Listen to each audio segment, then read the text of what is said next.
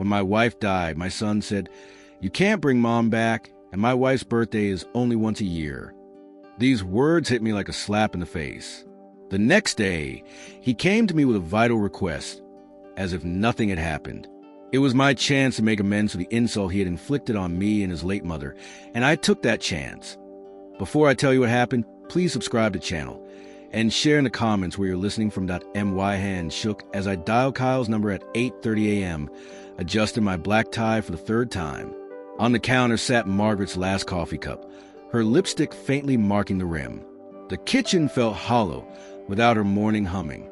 4 rings later, Kyle's groggy voice came through. "Yeah, Dad." I straightened my shoulders. The funeral begins at 11:30. But instead of silence, loud music blasted through the phone. Laughter.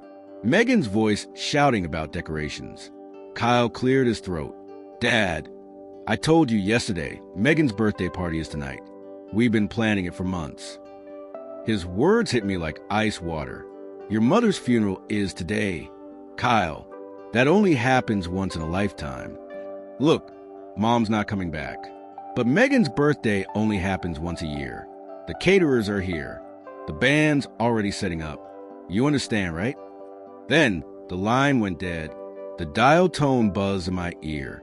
I sat frozen for 3 full minutes, staring at Margaret's glasses beside the phone. The clock read 8:47. My wedding ring caught the morning sun streaming through the windows she cleaned just last week. The funeral program lay on the counter. Kyle listed as a pallbearer. With deliberate strokes, I crossed his name out. At the cemetery, faces turned toward me. "Where's Kyle?" asked Patricia, Margaret's sister. I repeated the words I'd practiced. Important commitments. But they tasted bitter in my mouth. 23 people had come to honor my wife of 40 years. But her own son wasn't one of them. I stood alone by her casket, surrounded by Margaret's garden club friends and our neighbors. The empty space where Kyle should have stood felt enormous. "She was so proud of that boy," whispered Mrs. Henderson. "Always talked about his success." I nodded, my throat tight. Margaret had defended him until her last breath. "He's just busy with his new life," she'd said when he missed her chemo appointments. "Young couples need their space." The pastor spoke of family bonds and eternal love. I stared as dirt fell onto polished wood. Each shovel not just burying Margaret, but also bearing the illusions I had about our son. Driving home, I gripped the wheel until my knuckles went white. The passenger seat stretched empty beside me, where Margaret had always sat. She'd insisted we take her little Honda instead of my truck. Said it was better for the environment. The radio played her favorite song. I turned it off. Our street looked the same. Neat lawns, painted mailboxes. The life we'd built together. I pulled into the driveway and sat, gathering strength to face the silence inside. The front door key clicked open. I hung it on the hook Margaret had installed years ago, an everyday act that now felt monumental. No humming, no TV, just the house settling around 40 years of memories. I loosened my black tie and sank into my leather armchair, the one Margaret always had clashed with her floral curtains. She wanted to redecorate for years. Now the curtains would stay forever. Our wedding photo smiled from the mantel. Margaret at 23, radiant in her grandmother's dress. We'd promised each other everything, and I had delivered that promise. Maybe too well. Memories flooded in. Kyle taking his first steps across this very living room. His little hands reaching for Margaret's arms. Birthday parties with homemade decorations because we couldn't afford store-bought. Margaret working double shifts at the diner while I built the construction business. She never complained. Not when I worked 16-hour days. Not when we lived off macaroni for weeks. "We're building Kyle's future," she'd whisper after he'd fallen asleep between us. On her nightstand lay her Bible, bookmarks tucked in Psalms. A note slipped out. "My dearest Alan, please don't let Kyle forget us. We gave him everything we had. I hope it was enough. All my love, M." My hands shook as I read her careful script. In the closet, I found a box she'd hidden. Kyle's report card from kindergarten through college. Every A+, every small achievement, she'd saved and marked with her handwriting. so proud. Our brilliant boy. The graduation photo cut deepest. Kyle in his cap and gown. His degree paid with Margaret's overtime and my weekend jobs. A total of $200,000. His smile never once acknowledged the sacrifice behind it. I reached for my calculator. The house down payment I'd given him, $350,000. His wedding, $75,000. His first car, $35,000. Graduate school, $48,000. Emergency loans for vacations and failed businesses. Margaret's coffee mug still sat in the dishwasher. Her romance novel still open on her nightstand. Get well cards from friends covered the counter. People who cared more for her than her own son had. The numbers added up. Over 15 years, Kyle had taken $847,000, nearly $1 million, our life's work, handed over in love and hope.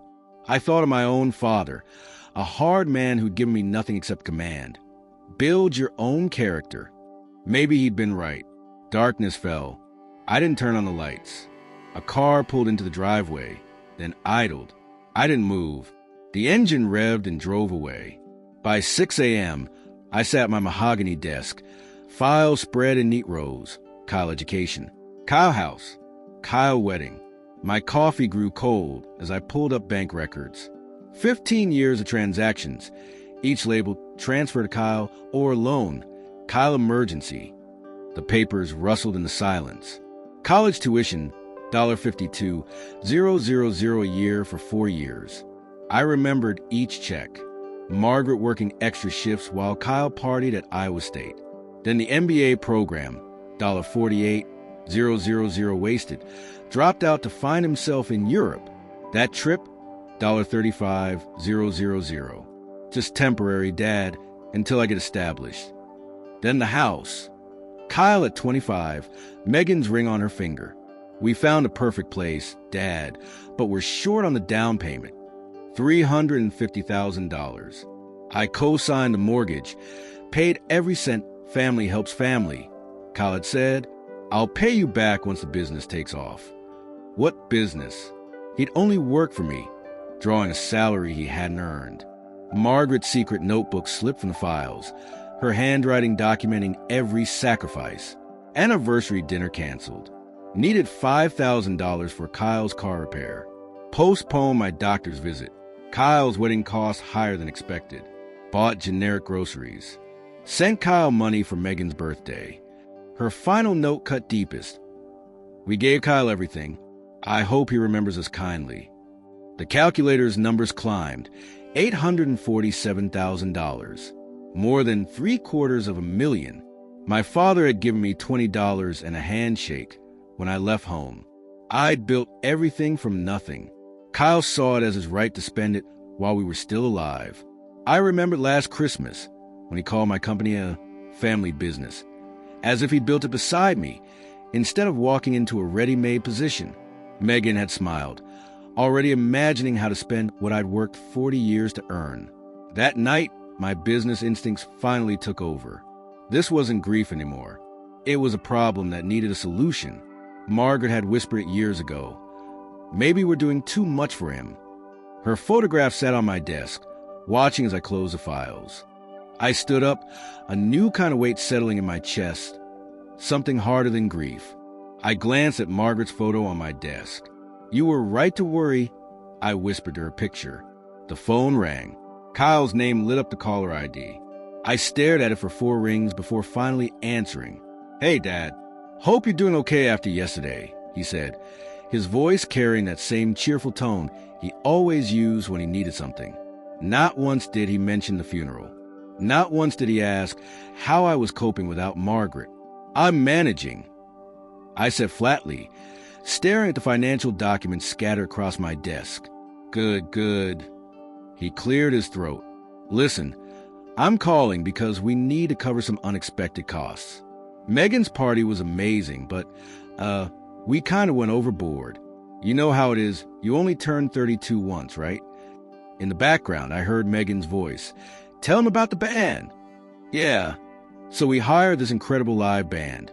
Took everyone to that new steakhouse downtown, and I got Megan this gorgeous diamond bracelet. She deserves the best, you know.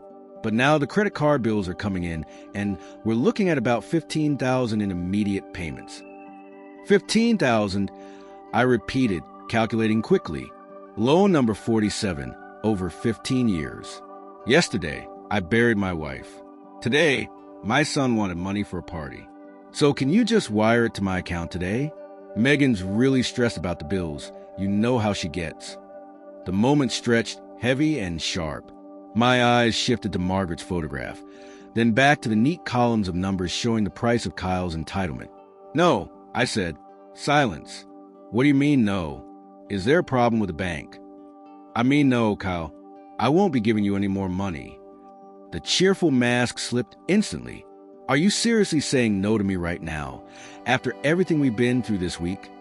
Everything we've been through? I repeated, my voice low. Kyle, your mother's funeral was yesterday. You weren't even there. You're 35 years old, Kyle. So what? That doesn't mean you stop helping your son when he's in a jam. It's not like you can't afford it. From the background, Megan's voice shrieked louder. Tell him we need that money. We already spent it. I said no. I repeated. The words felt strange, foreign in my mouth.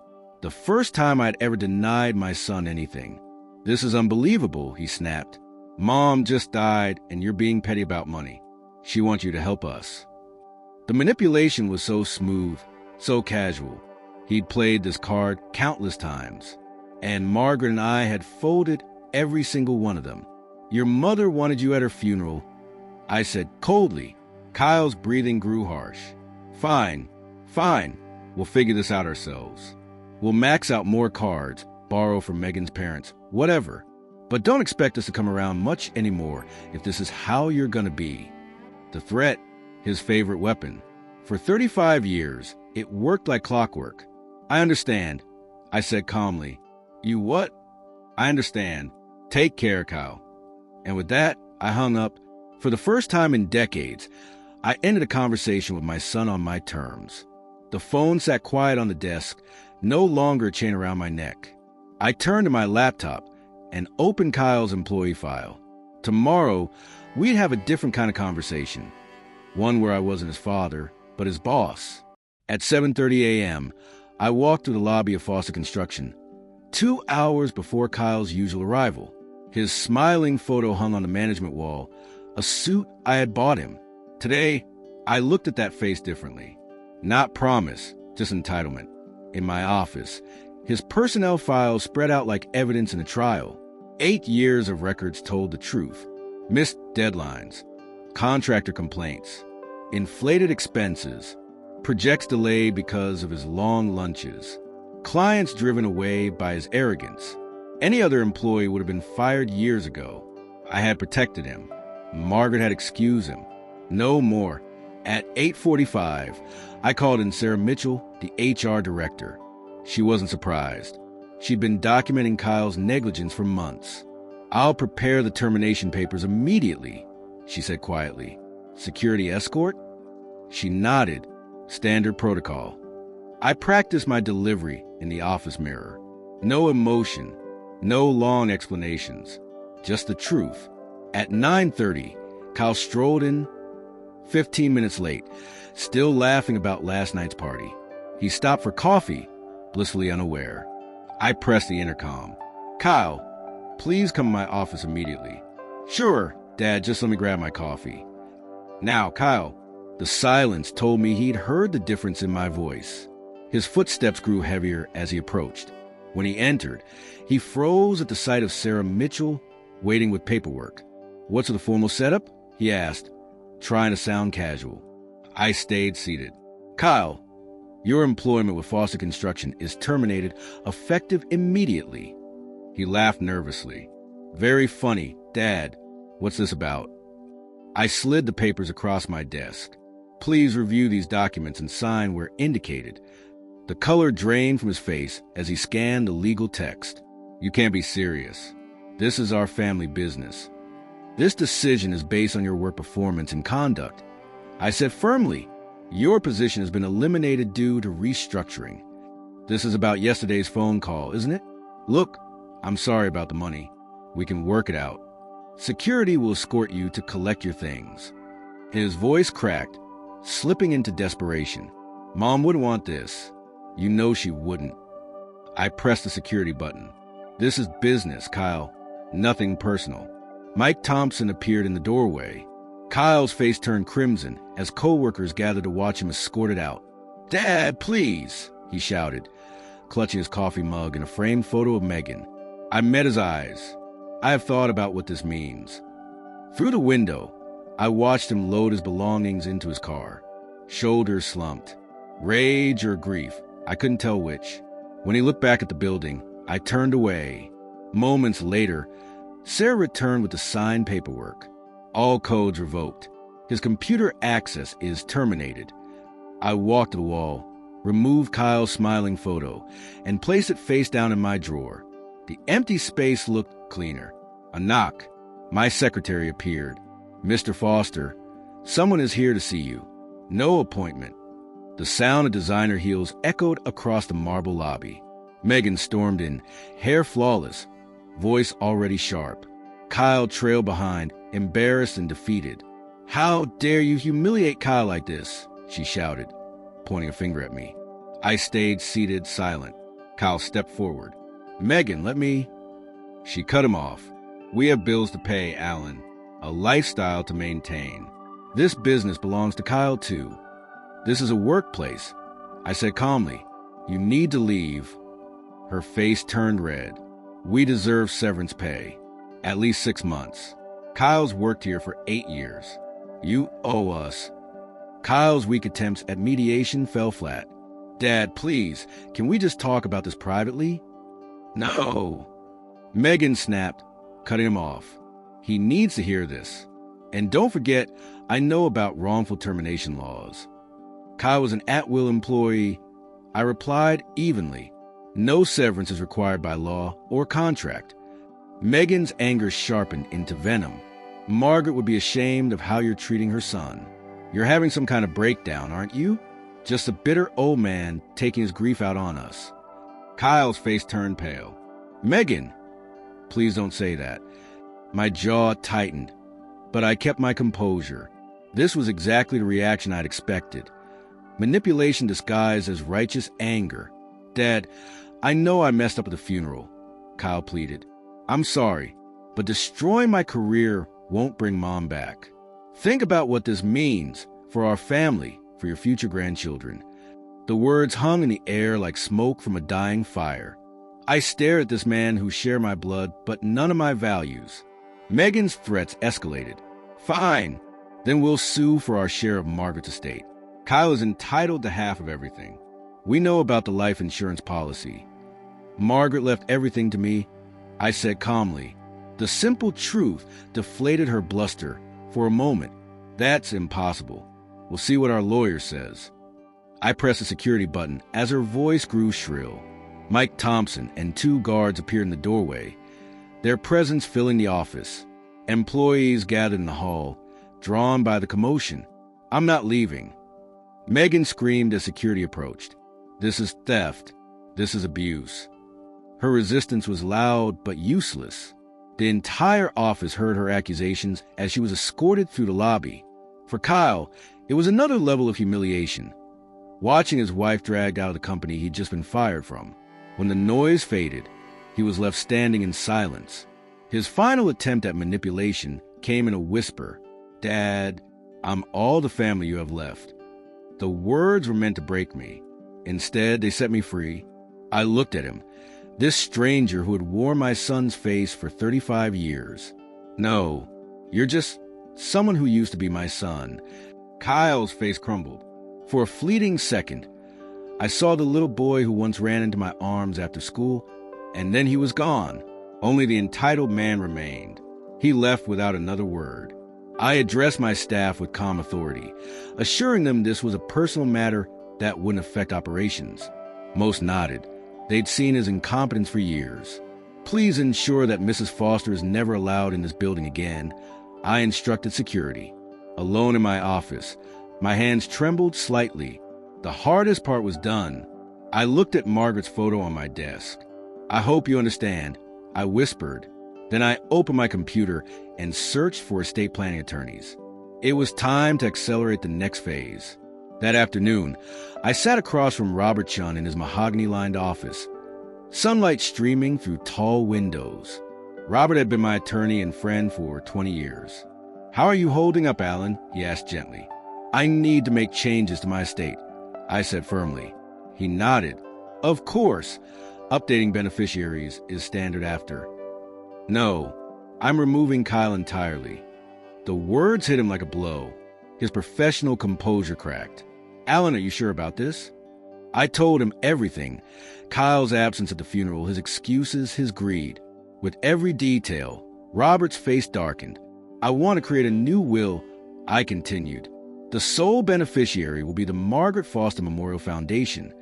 Robert leaned forward, searching my face. "Alan, I have to be certain you're thinking clearly. I've never been more certain in my life." I laid out my vision: scholarships for underprivileged children, funding for cancer research, causes Margaret had always believed in. Kyle was to be explicitly excluded, along with any of his descendants. We shifted everything into an irrevocable trust, shielding it from lawsuits. I retained control of my lifetime, but the foundation would inherit everything when I was gone. Margaret's jewelry would be auctioned, the family home sold, the proceeds all donated. Only her wedding ring would remain, to be buried with me when my time came. "What about Kyle's childhood belongings?" Robert asked softly. "Donated," I said flatly. "I'm removing him from my life completely." The signing ceremony was witnessed and sealed. Kyle was now legally disinherited. Send him formal notice. I instructed. We also filed medical directives removing him from healthcare decisions, updated insurance, retirement funds, and portfolios. For the first time since the funeral, I felt something close to peace. "Margaret would be proud of this," Robert said. I nodded. "This isn't revenge. This is justice." Walking out of the office, I saw 3 missed calls from Kyle. I deleted them without listening. The next phase awaited. That evening at the Davenport Country Club, whispers spread quickly. When asked why Kyle hadn't attended his mother's funeral, I gave the truth. He chose a birthday party over his mother's last goodbye. The silence was deafening. Within the hour, the entire town's elite knew the truth that I returned home, unaware of the social storm I had unleashed. The first consequences struck Megan the very next morning. At her exclusive yoga studio, the instructor asked her to leave mid-session. "We prefer members with family values," came the cold explanation. Meanwhile, Kyle's lunch invitation at the country club was rescinded with a polite but firm phone call. Their regular table at Romano's restaurant suddenly became unavailable. Megan's confusion quickly turned into anger as the pattern became clear. Saturday morning brought Kyle's most humiliating moment. His golf foursome made transparent excuses and left early. Even the pro shop manager suggested he might be more comfortable elsewhere. He walked to his car alone, realizing that everyone knew about the funeral. Megan's shopping trips fared no better. At Bergdorf's boutique, sales associates who once fawned over her now offered only cold service. Her credit application faced mysterious delays. The manager suggested she might prefer shopping elsewhere. Professional doors closed just as quickly. Kyle's job interviews were canceled without explanation. Former business contacts stopped returning calls. His networking lunch at the Chamber of Commerce was awkward and short-lived. Word of the funeral had spread faster than his excuses. The final blow came at Elite Salon. Megan's regular appointment was abruptly canceled. Overhearing other clients whisper about her heartless husband, she fled in tears. The local newspaper society column mentioned Kyle's disappointing absence at Margaret's funeral. Even the church congregation openly voiced disapproval. Former friends turned their backs on them at public events. Kyle's desperate attempts to defend himself only made things worse. His claims that I was exaggerating were met with universal disbelief. Davenport's community had delivered its verdict. Megan's breakdown was inevitable. She confronted Kyle, furious about their ruined reputation. Fix this or I'm leaving you. When Kyle admitted he didn't know how, her threats grew sharper. Meanwhile, I heard about these social consequences from various sources, and instead of pity, I felt satisfaction. This wasn't my revenge, it was justice being served by the community itself. Davenport valued loyalty, respect for the dead, and basic human decency. Kyle had violated all of them. The next morning, my phone rang. It was David Harrison, the bank manager. His voice carried professional concern.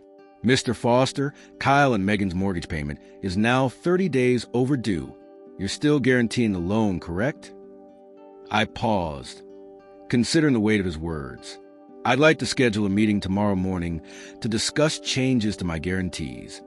Financial pressure would complete what social exile had already begun. At 9 a.m. sharp, I walked into First National Bank's marble lobby.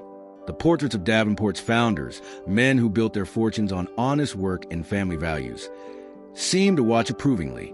In his corner office, David Harrison looked uneasy as he spread Kyle and Megan's mortgage papers and loan agreements across his mahogany desk. Alan, Kyle's mortgage is now 60 days delinquent. The amount due is $18,400. As before, we'll need your guaranteed payment. I sat perfectly composed. I'm withdrawing my guarantee, effective immediately. His face went pale. I don't understand. You've guaranteed this loan for 8 years. I presented the pre-drafted legal documents prepared by Robert Chen's office. You'll find everything in order. 30 days notice, exactly as required by law. David frantically called the bank's legal department while I sat calmly, watching traffic cross the Mississippi River. The same bridge Margaret and I had walked countless times. The lawyer confirmed the truth. My withdrawal was perfectly legal. This means we'll have to begin foreclosure proceedings, David said weakly. I understand. Please expedite the process. Meanwhile, Kyle endured his 10th job interview in just 2 weeks. Every time, the pattern repeated. Cold receptions, polite dismissals, and the unspoken knowledge that everyone already knew the truth. His shoulders slumped as he returned to his aging Toyota. The BMW had been repossessed last month. That same afternoon, Megan faced her own humiliation. At Nordstrom, her platinum credit card was declined for a simple mascara purchase. There must be some mistake, she snapped. But the customer service rep explained the reality. Your co-signer has withdrawn his guarantee. The account is suspended until the balance is paid.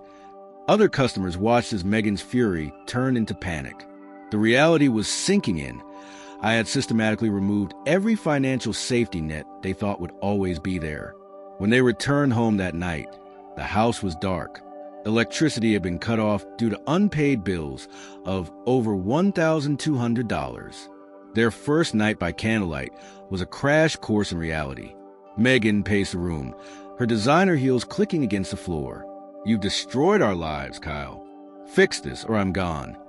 But Kyle's desperate credit applications were denied instantly. His debt-to-income ratio made it impossible without steady work. Megan's cards were maxed out. Bankruptcy became their only option. Soon, a garage sale of their luxury items followed. Wedding gifts worth hundreds sold for $20. Megan's jewelry vanished into strangers' hands. Kyle's golf clubs went to a teenager. The repossession of their BMW in broad daylight drew neighbors to their windows. Megan screamed at the repo driver, while Kyle silently carried out his belongings, humiliation complete. That evening, I drove past their house, watching the chaos unfold. To me, it wasn't cruelty, it was consequence. Margaret had always said, actions have results. Now Kyle was finally learning that lesson. When Kyle called, begging for a face-to-face meeting, claiming he had something important to say, I agreed. We would meet at Morrison Park, the same place where I had taught him to ride his bike 30 years ago. Back when he still looked at me with love instead of calculation. I hung up the phone and looked at the framed photo of young Kyle on his bicycle. For a moment, I remembered simpler times. Then I turned the photo face down. 6 months later, the foreclosure auction was announced on the courthouse steps. I parked across the street in my black sedan, silently watching as 1247 Maple Avenue, Kyle and Megan's so-called dream home, went up for public auction. The county auctioneer's monotone voice carried through the crisp morning air. Opening bid for this 4-bedroom colonial, $280,000. The crowd of investors and curious onlookers shifted, and a woman in a sharp navy blue suit raised her hand. Kyle's panic was immediate. He whispered urgently to Megan, his eyes darting, trying to place her. The bidding climbed $300,000, $310,000, until only 2 bidders remained, the woman in navy and a local contractor. At $317,000, she sealed it. Going once, going twice. Sold. Kyle froze. Then his voice broke as he whispered, "That's Dad's lawyer." Megan gasped in disbelief. He wouldn't. He couldn't. But he could. And I did. When I stepped out of my car and walked toward the courthouse, Kyle's face drained of all color. He realized the truth. Every piece of their downfall had been orchestrated with precision. The mortgage withdrawal, the timing, even the winning bid. It was all part of my plan. The mystery woman revealed herself as Sarah Mitchell, my trusted secretary, acting on behalf of Mitchell Holdings, LLC. The house that once symbolized their comfort now belonged to me. Kyle stumbled forward, begging, "Dad, how could you do this?" I looked him in the eyes. I didn't do anything. The bank did. Megan lashed out, screaming accusations of elder abuse and mental incompetence. Security removed her as my attorney quietly documented the entire scene. Perfect proof of their true nature. 2 weeks later, their moving truck looked pitiful. Designer clothes shoved in bags, jewelry pawned off to strangers, furniture sold for pennies. Kyle wrapped his late mother Margaret's crystal vase with trembling hands, the last piece connecting him to her. Neighbors watched, but no one helped. The social exile was complete. That evening, Megan's voice cracked as she threw her final ultimatum. "I can't live like this anymore. I'm married into wealth, not misery." Her cruelest words cut deepest. "Your father was right about us." And then she was gone. Kyle spent that night alone in the empty house. In a drawer, he found Margaret's hidden note. "Kyle, remember we love you." For the first time, his tears seemed real. But it was too late. 6 months later, I took possession of the keys. Instead of keeping the house, I had it renovated and donated to a deserving family. Margaret would have approved. Justice wasn't about cruelty. It was about balance. Months passed. Kyle hit rock bottom. His BMW was long gone, replaced by a used Toyota. He was working minimum wage at a gas station, abandoned by Megan, who had remarried. One night, Kyle appeared at my door, unshaven, thinner, broken. He begged, he pleaded, he promised he had changed. But when I tested him with the simplest questions, "When was your mother's birthday? What was her favorite flower?" he failed. He never really knew her. Not truly. Then came his real reason. "Dad, I need help, just a little money, just until I get back on my feet." And I finally understood Kyle hadn't changed. He still saw me as a wallet, not a father. I read aloud from Margaret's journal, her hidden words.